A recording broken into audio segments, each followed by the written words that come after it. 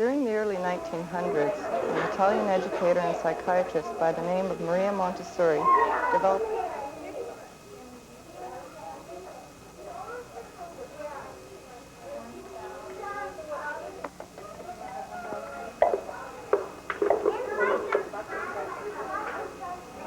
to achieve independence. From the early years of Montessori teaching to the present, its principal tool has been the use of specific materials and equipment by children to promote learning through self-development.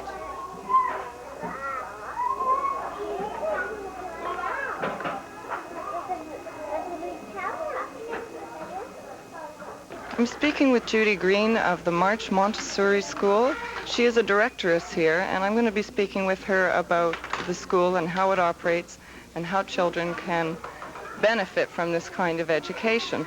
First of all, Judy, I'd like to know what how it differs from nursery schools, the kind of learning that the children do here.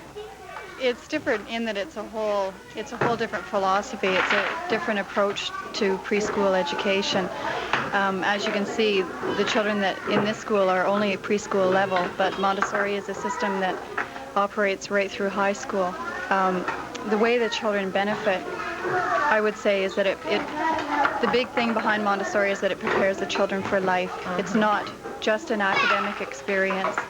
It provides them with a greater understanding of their culture, an environment that's rich in language. It really is a preparation for the whole child, not just at an academic level.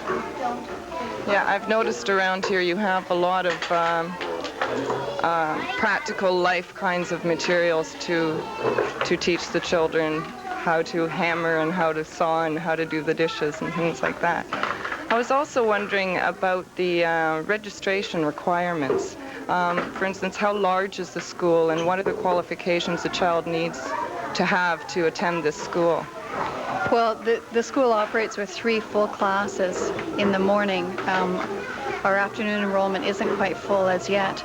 We also offer a toddler program, which is a Montessori approach to a younger child.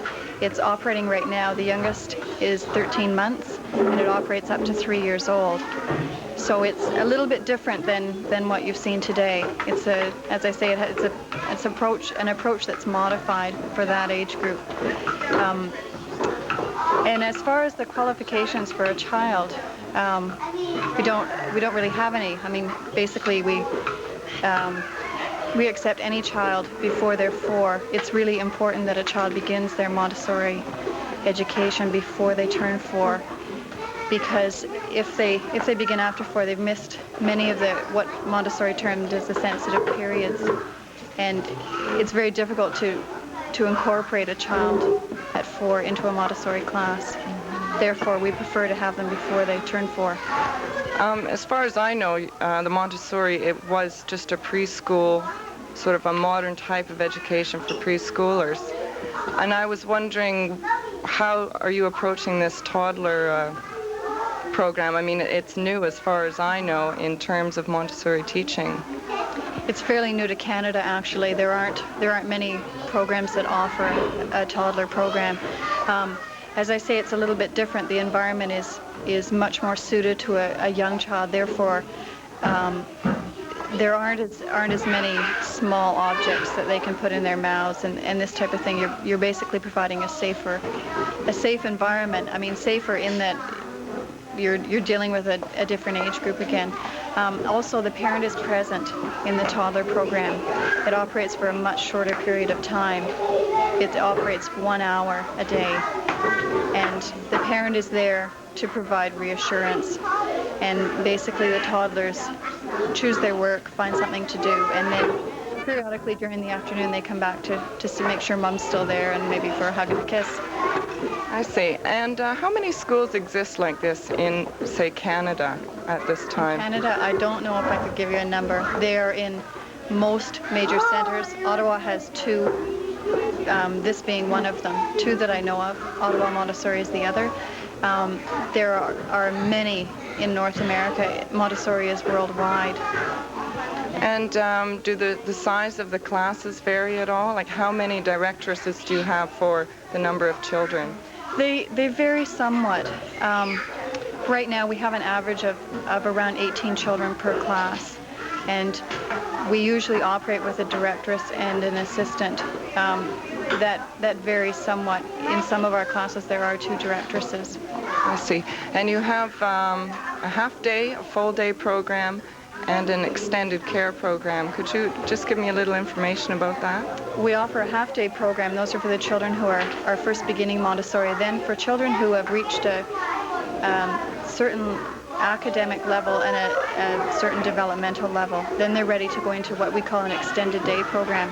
So those children stay for lunch and they stay for an afternoon program. So they're here all day. They have to really be at a level in which they can cope with a full day. For a 2.5-year-old, it's much too much to ask them to cope with. So it's really just with the older children and the children who have previous Montessori experience.